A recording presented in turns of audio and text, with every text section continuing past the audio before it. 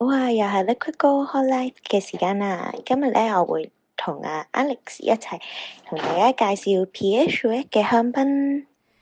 原來咧 Perrier-Jouet 咧呢一個名咧係一個愛情故事嘅結晶嚟嘅喎。原來咧 Perrier 咧係代表阿先生嘅名 ，Jouet 咧係代表太太個名。咁佢哋兩個咧都係喺香檳區裏面長大，然後咧佢哋遇見同埋相愛，哇！好適合聖誕節啊！然後咧佢哋咧。相愛之後咧，因為佢哋兩個都好中意當地嘅文化啦，咁亦都好中意酒啦，然後佢哋用翻當地好出名嘅 Chardonnay 咧嚟做翻佢哋嘅香檳嘅提子，做翻佢哋嘅 house 嘅提子，係啦。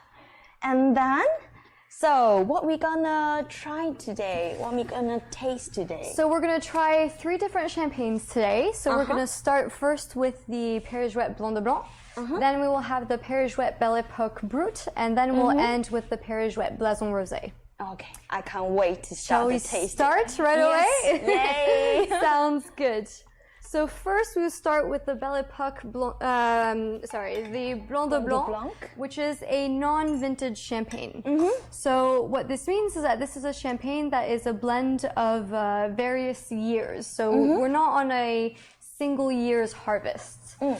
So it's a mixed years champagne. Exactly. So we're going to have about 15% reserve wines, which are wines that are from a previous year that are added into the blend.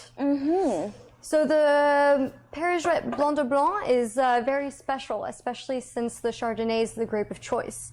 So this is really a champagne that's emblematic of the house style, since it's a 100% Chardonnay blend. So if we see the Blanc de Blanc, that means 100% of the Chardonnay. Exactly. So Blanc de Blanc in French means white of white, which means that we're making a white champagne or a clear champagne out of a white grape. Exactly. Okay. So we're gonna have about 8 grams per liter in dosage, so it's not a very sweet champagne. We're still going to be in the brut category. We're going to have a minimum of 3 years of aging, which is already quite a lot because in the Champagne region, the requirements for the aging for a non-vintage champagne is only 15 months. So, but we really want to kind of invest in that time, that patience to really let the cuvées kind of develop themselves. So the first thing that we'll do is we'll look at the color of the champagne, right? So you can see it's a very light, pale, kind of translucent gold almost, right? With a little bit of a hint of green, I find. Very classic, very light. So then you'll want to swirl it a little bit in your glass to really get the aromas coming out. And then bring it up to your nose. What do you smell? Some lemons? Some lemons, absolutely. So very classic for a Blanc de Blanc cuvée. So that Chardonnay is going to bring this freshness and this elegance, and we're going to get these really nice citrus notes to it. We're going to get a lot of floral notes as well to begin with. Some honeysuckle, some acacia, very fresh floral notes. I can smell the honey. Yeah, so we're starting to get a little bit of honey as well on the nose, due really with the extra aging time as well. The cuvée is really able to develop and offer this really round and kind of incredibly vivacious scent to it. So then take a sip, swirl it a bit around your mouth, and really tell me what you feel when you're taking a sip.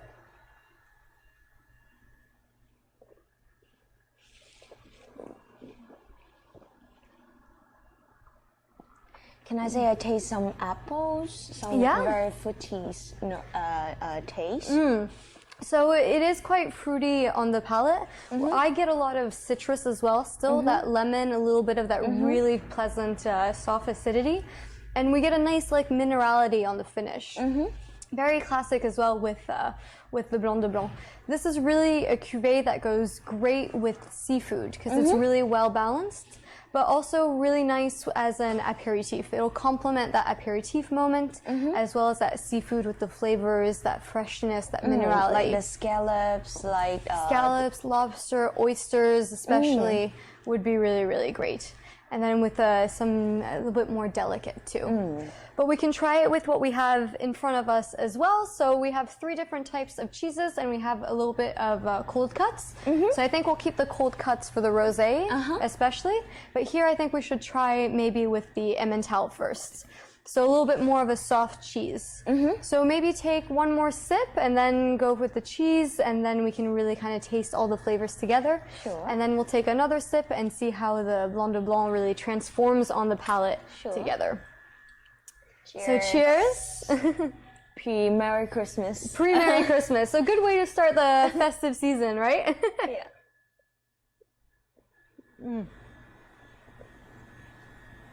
This is really a cuvee that I absolutely love. It's so fresh, and the flavor really kind of lingers with you on the palate. So it lasts a really nice time that you can really just enjoy it for longer. So here we go. Normally, I worry about the champagne the acidity will be quite high, but for this one, I don't know if it's because it aged more than the other champagnes. So the acidity actually balanced with the other's flavors, and then it becomes like not so sharp. So absolutely. Very easy to drink. Very easy to drink. I mean, this is really one that has developed, and it's perfect right now as it is. It's great to drink now because it's just, it's exactly as you said, we had that aging and that blend that really allowed all the flavors to come together so that it was so well balanced and so balanced between the acidity and then with a little bit of that fruitiness that you mentioned that you get on the palate. Exactly, absolutely.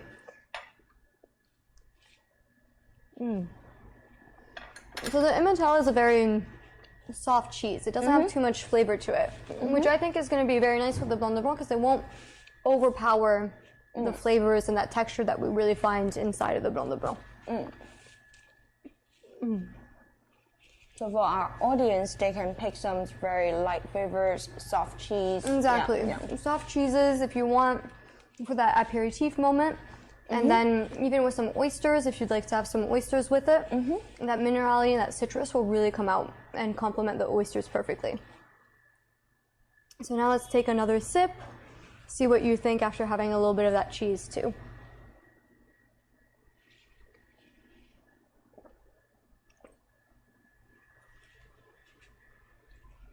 See how those flavors really, they're almost enhanced. But actually, even with the cheese, I'm getting a little bit more of that citrus and that freshness. But here the honey comes out a little bit less on the after palate, or that fruitiness that you're mentioning first. What do you think? Or the fruitiness becomes more like, for me, I think a more mature fruities instead of like a very fresh, that kind. Yeah, absolutely. What do you think overall? I like this one. Yeah, good. It's a good start then. I can't wait to try the other ones too. Let's do the next one, shall we? Oop, let me put that back in. Run up. 可以再幫我哋講下嗰個。啊！係咪你都未 share 你自己個 IG， 你 share 嘅？係啊，我頭先咧唔記得咗講咧，我話咧我已經準備咗好多個朋友咧喺在線度咧幫我 like and share 嗰段片，幫我去贏嗰套杯翻嚟。另外咧，頭先我哋講第一隻香檳啦。咁我哋講咗好多嘅，咁關於咧 Blanc de Blanc 啦，就係講100% 嘅 Chardonnay 提子啦，咁同埋咧就算咧 Perrier-Jouet 咧，佢哋係寫住non-vintage 嘅 champagne 咧，佢哋比起出面咧嘅法例因為香檳其實有規定啦，咁佢就算係 non-vintage 嘅 champagne 咧，佢哋自己喺本身佢哋都會 age 3年嘅，咁所以比起其他你喺出面飲到嘅香檳咧有啲唔同嘅，咁佢個 acidity 咧同埋佢整體嘅 balance 咧會好過會好啲，因為咧佢哋age 咗啦，咁佢哋嘅層次裡面會多咗啦，咁會令到嗰個 acidity 會冇咁出啦，佢個 length 又會長啲啦，咁佢嘅果味又會更加出啲嘅，係啦。咁我哋而家嚟緊會試第二支嘅 Export。Belle Epoque. Belle Epoque. Belle Sorry. Epoque. So the next one that we're trying is going to be the Belle Epoque. So here we're going to be on a vintage champagne. So what that means is, as I mentioned previously, we're using all the grapes from one harvest. So here we're on a vintage from 2012. So 2012 was actually a very good year in the Champagne region. We had a mix of the temperature was a bit more, then the climate was a bit mild winter, warmer summer, so that the grapes could really come up to maturity and be very well balanced between the sugar and the acidity. So for Perrier-Jouet, we will only make a vintage champagne when we deem it to be the best years. So unless the quality of the harvest isn't that good, we won't then make a vintage champagne.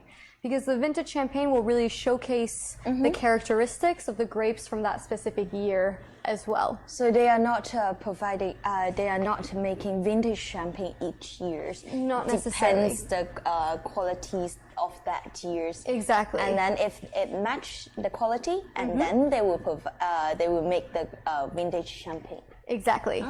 So that's how they kind of go about. And they'll only decide when they will make a vintage after they've tasted the clear wines and the wines coming out after their first fermentation before the blending. So they really need a little bit more of that time. They're not going to decide just at harvest. They're going to wait for the wine to kind of ferment to begin with, so that then we can really decide if the quality of the harvest is good enough for a vintage champagne. And then I see on the Perrier-Jouet, actually for me it's quite artist brand because I saw a lot of nice paintings designed, or even their accessories. It's also very artistic. Sometimes I actually for the vintage champagne, I saw they have a white flower, very nice design. Absolutely. Can you tell me more about it? Of course. Because I think it's the signature of Perrier-Jouet. It is, yes.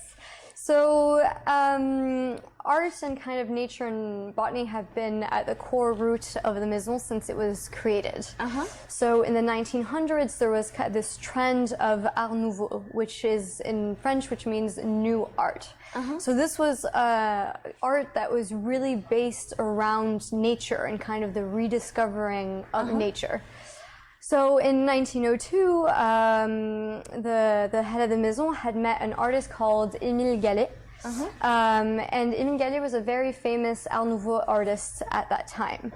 So he had asked him to decorate 3 magnums in the Perrier-Jouet house, which he did. And he did a different design on all 3 of those champagne bottles. And the Japanese anemones that we see here was actually one of the designs that he made. So then it was kind of chosen to really be a representative of the house and to kind of be its symbol.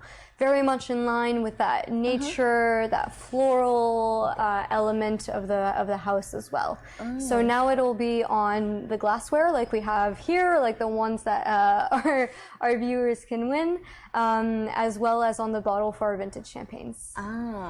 So the first bottle, it's really hand painted on it. Exactly, yes. So it's really handmade, that first one. And so there are 2 other designs. So apparently we still have 2 of those 3 original bottles in the house, but they seem to be hidden. So we've asked to see if we can see them, but not quite yet. And then I can find that. I know. I asked as well, and unfortunately they said they wouldn't tell us where it was.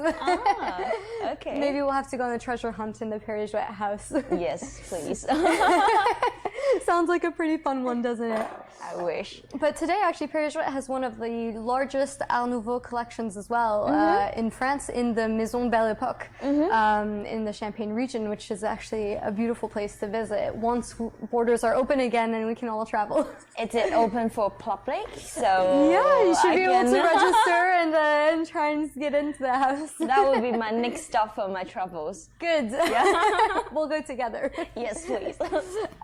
Okay, so for this this champagne, so we're gonna have 6 years of aging, so already double what the previous champagne had. But we're gonna be on a blend of different grape varieties, whereas for the Blanc de Blanc we had 100% Chardonnay. Here we're gonna have 50% Chardonnay, so still the majority, and then we're gonna have 45% Pinot Noir and 5% Meunier. So Pinot Noir is gonna bring more power, more structure, and Meunier is really gonna bring a touch of fruitiness as well to this champagne. So again, if we look at the color, we're on a little bit of a light gold again here, a little bit darker than for the first one, but a really more yellow. a little bit more yellow. Exactly, yes. So really kind of developing on it in that way. So then if you swirl it around in your glass a little bit as well, we see the bubbles are quite strong, Yes, quite persistent. Looking at the fine bubbles. Absolutely. On the nose, what do you smell here? Compare the first one, the citrus. This Yeah. one, it's more on a little bit on apricots or Yes, on yeah, absolutely. more mature fruit. More matured fruit, definitely. So with that extra aging, we're getting a little bit more of those matured fruits. Definitely white, yellow stone fruit are really coming forward here. I get a lot of that floral note to begin with too, but we're not having that same minerality and that really nice kind of citrus that we had with the Blanc de Blanc either. But it's still incredibly luscious, I find. Very elegant on the nose. What do you think if you take a sip?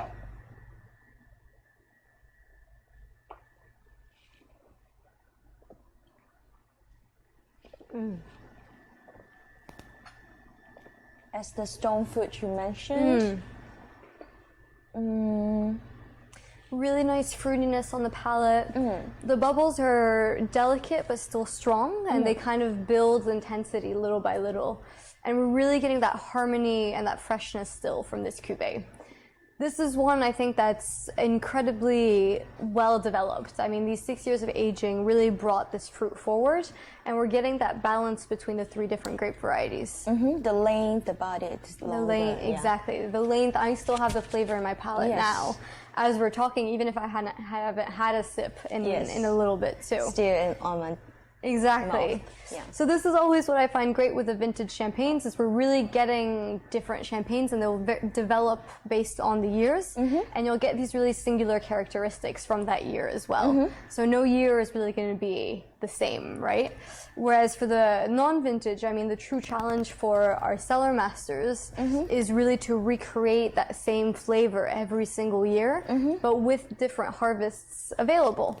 They can create different characters in different vintage. Exactly. For the house champagne like Blanc de Blanc, you can enjoy a very Consistent flavors. consistency, Exactly. yeah. So if we buy the Blanc de Blanc today or in 5 years, it should theoretically taste the same.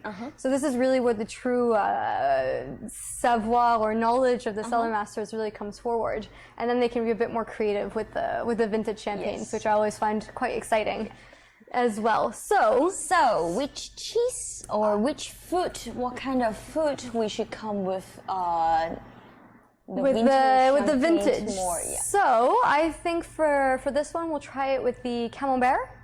So the soft cheese, because that creaminess I think will really match beautifully with that fruits that we're getting, and that more mature fruits, exactly as you were mentioning as well. So it'll be a nice balance right there. Ooh, look at that creaminess.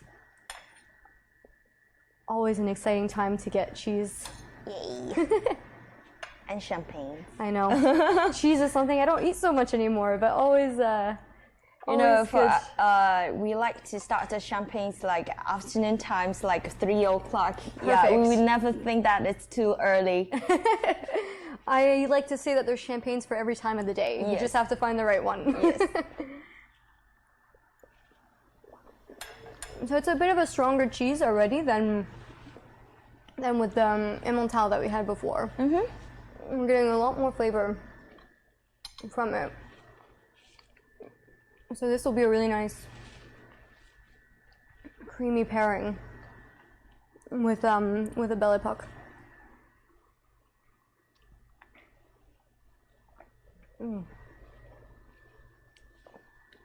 What do you think? I'm getting a little bit more of that honey coming forward here with this cheese. That's balancing out. I feel like a little bit of the, I don't know if it's right or not, a little bit of the It's always right. almonds or the toast. A little bit more of an aged, matured note of the champagne. Absolutely. So, I mean, this is what I always tell people when they say that they don't know if it's right or anything. Everybody's palate, everybody's nose is completely different. It really depends on what we've tasted before, what we eat more frequently than others. Our points of reference are going to be very different. So it's always interesting to actually open bottles with other people and get kind of what they think and what they taste, because everybody can get something that's very personal as well. It's because every time that you're drinking champagne, that's your own experience, and then you share your experience together with your friends or families. That's the times. Exactly, and then depending on what you eat it with, you'll get something different as well. So I think we often forget, or we have that image that champagne is really like a celebratory drink, right? We only open it when we have something to celebrate. I actually think that champagne with food pairing is really great. It really just transforms and complements. So you can really experiment and play around with the champagnes and with the flavors. So if you're a bit more adventurous as well, it's not just a celebratory drink. We have more power, a little bit more structure to it. We have more things to discover in the champagne. Always. Don't just pop it and then exactly. Enjoy it. Enjoy every sip. Exactly. Shall we do the last but certainly not least? Yes, sure. 好，我哋都but I'm gonna go ahead. 咁咧，我哋頭先喺度講緊咧，我哋所有嘅 vintage champagne 咧，上面咧都會有一個好特色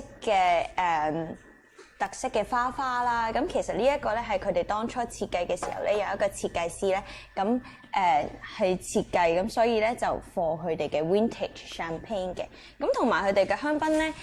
vintage 唔係每一年都會出嘅 ，depends 嗰一年個 quality 好好咧，咁佢哋嘅品酒師試咗，咁佢哋先會出佢哋嘅 vintage champagne。但係如果有陣時可能嗰啲香檳喺嗰一年未夠好嘅話，咁佢哋就唔會出嗰個系列。咁咧 compare Blanc de Blanc 咧，咁佢哋裡面嘅提子都係唔同嘅。咁 Blanc de Blanc 咧就係 100% 嘅 Chardonnay 啦。咁Perrier-Jouet 呢個 vintage 嘅話咧，就係50% 嘅 Chardonnay 嚟嘅啫。咁另外45% 咧就會係 Pinot Noir 啦。咁有5% 咧就係 Pinot Meunier。咁 Pinot Noir 同埋 Pinot Meunier 咧都係紅提子嚟嘅。咁就會令到支香檳咧係更加 powerful。更加有力啲，咁更加 fruity 啲嘅。咁另外咧，佢因為呢一支咧係 vintage champagne 啦，咁佢比起普通嘅 Blanc de Blanc 係3年啦，咁佢咧就會係age 咗6年嘅。咁所以佢裡面個 length 啊，或者係佢裡面嗰個果味啊，會更加成熟啲嘅。係啦，咁我哋就 go to 我哋嘅 rosé 啦。Rosé. Yay. So here, obviously, very different to the two that we've had before. I mean, we can already see that just by the color. If you'd like to pass me your... right here. Right here. You beat me to it. So, here you go. Rosé have the pink color because the last one you mentioned to me, the Pinot Meunier and the Pinot Noir, it's also the red grapes. Yes. And then, so why that one won't have the pink color and then the rosé have? So with the rosé, what we do is we actually add red wines to the blend. So the red wines are made from red grapes in the Champagne region. So with this rosé, we've added about 10-15% red wines into the blend. The others won't have that color because basically when we're pressing the juices out of the grape, if you leave the juice in contact with the red skin, this is where you're getting that color and that pigmentation from. So we can avoid it. which is usually what we do. But for red wines, we let the juice be in contact with the grape, with the red grape skin, giving it that color. So compared to the so the skin stay with the champagne compared without. What's the difference to make the champagne? So here we'll be making actually the red wines first, and then we'll be adding red wines into the blend for the champagne. So that'll give it that really nice pink copper salmon hue that we see here. Okay. Yeah. So with this rosé, so we call it the Blason Rosé, which is actually named after the Blason de France, which is a kind of a champagne that was created in 1955 with the Maison. These were really great champagnes that were made especially for food pairing, really from start to finish. So with rosés, you can be really adventurous when you're pairing it with food. You can try like some tuna or even some lighter red meats and a little bit more of a meatier dish compared to a Blanc de Blanc, where you want to stay on something a little bit lighter, a little bit more mineral, more refreshing. And then the Belle Époque Brut, where you can try some more of some chicken or some light meats as well. Because the balance is more exactly. stronger. Well, here we'll have that Pinot Noir, right? So that Pinot Noir is really going to bring that structure. And with the addition of the red wines are frequently used for food pairing. So we're getting a little bit more of that strength and that power from those red wines as well. So here we're going to have 50% Pinot Noir, so we're going to have a majority of Pinot Noir grape, and then 25% Chardonnay, and then 25% Pinot Meunier. We're going to be on a similar dosage as the first two, so 8 to 10 grams per liter here too. So always the tree, don't want to hurt the branch. But so you see the color I was mentioning earlier, I mean, we're completely different, right, with this rosé. We're getting that copper, pink, salmon color, really gorgeous on the eye, I find. On the nose, what do you think?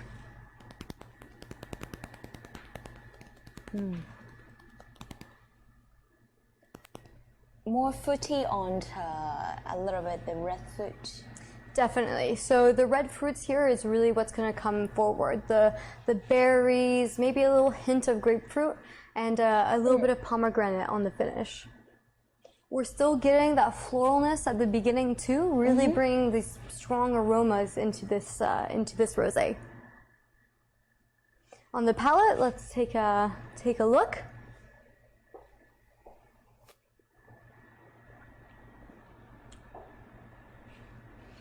So we're on a non-vintage here again with 3 years of aging. So we're going back similar to the first one. So I feel like here personally, I'm getting a lot more power and a lot more of a freshness almost. It's still a youthful champagne. What do you think? I need to take another sip. That's what we always say, isn't it? But I still have that flavor that's really staying with me, with that freshness, that power really coming forward. The red fruits are really prominent, the berries, and a nice, still a very delicate acidity, almost kind of a tinge of grapefruit almost, I find. Yeah, I can feel the grapefruit and then the berries. The berries, yeah, absolutely.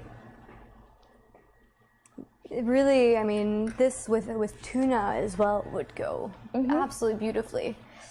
So we have a lot here, I think, that we can try with. I think we can always be even more adventurous with a rosé champagne, just with that red wine. So I think what we'll do is we'll start with the cheddar, because cheddar can have a little bit more of a stronger salty flavor. And then we also have just a lot of cold cuts. So the cold cuts is something that I would definitely enjoy at an aperitif with most champagnes, but definitely with a rosé especially. So I think maybe we can start with that cheese first. Go ahead, I'll let you dig in. Yeah. So after try the rosé, I think I can feel the difference between the length and the body with the belly pot. What do you mean? I mean, this one it's definitely the length. It's more longer, and then this one is more refreshing, like chilled. Yeah. The Belle Époque is also quite complex in the flavors that it's bringing. And then when it's into your mouth, it's more creamy, more It's I find the round. Very round, very balanced. It's really taking its time to develop on your palate, so that you can really enjoy this incredibly gourmet experience. I find with the Belle Époque, definitely a very powerful champagne. The Blanc de Blanc is fresher, it's younger, it's powerful, and it has a lot to give. Being very diverse, you could try it with some red fruit based desserts as well as for some like starters or for some mains too. One you can really play around with. That cheddar is very nice. So what do you think after with the rosé?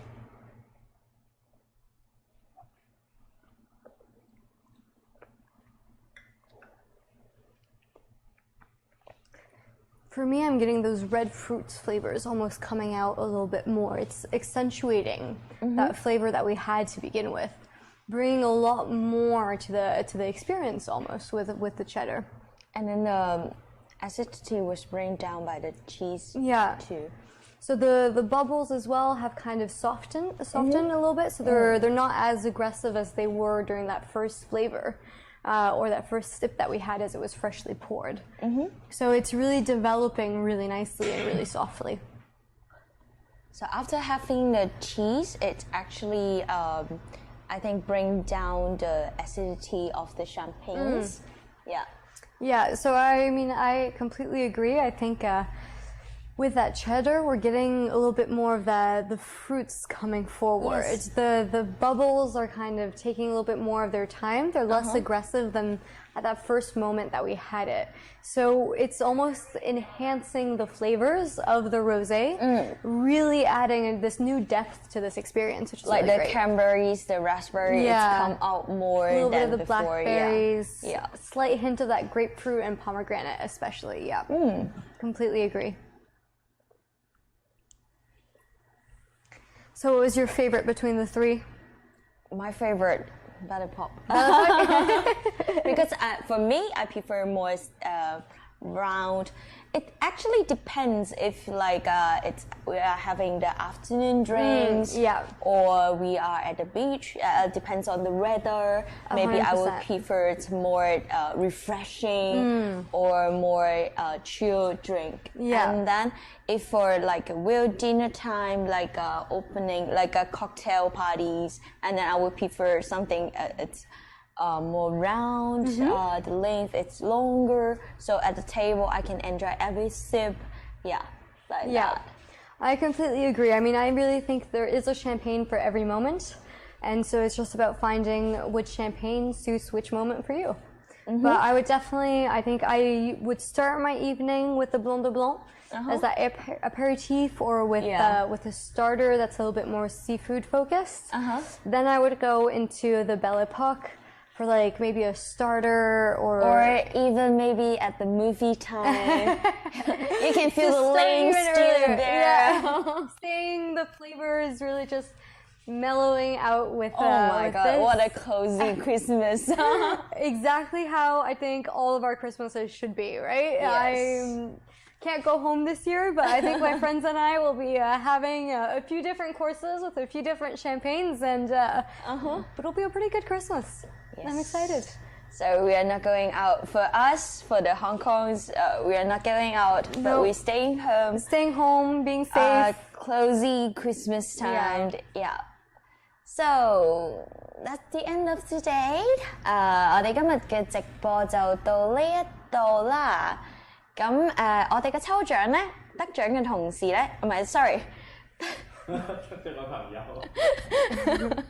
獎嘅朋友咧，我哋嘅同事會 individual 咁樣聯絡你哋噶啦。咁跟住再提多一次我哋嘅 promotion 啦。如果由今日起你去我哋8間分店或者係 online shop 咧買任何 Perrier-Jouet 嘅 champagne 咧，你都係可以享有85折嘅。而如果你去買2支嘅話咧，你可以享有8折嘅。咁另外咧，我哋喺 K11 Musée 5樓咧會有一個 pop-up store， 咁咧你係可以買滿指定嘅金額咧，名額有限啊！買滿指定嘅金額咧，你會有機會可以換領到我哋呢一對嘅香檳杯嘅。係啦，就係咁多啦。有咩問題咧？你可以喺我哋 live 嗰段片啦，或者喺我哋嘅 website 啦留言啦，咁我哋會有同事答返你㗎啦。Thank you, Alex. Bye bye. Bye bye. Thank you. Cheers. Cheers. Happy weekend. Happy weekend. Cheers.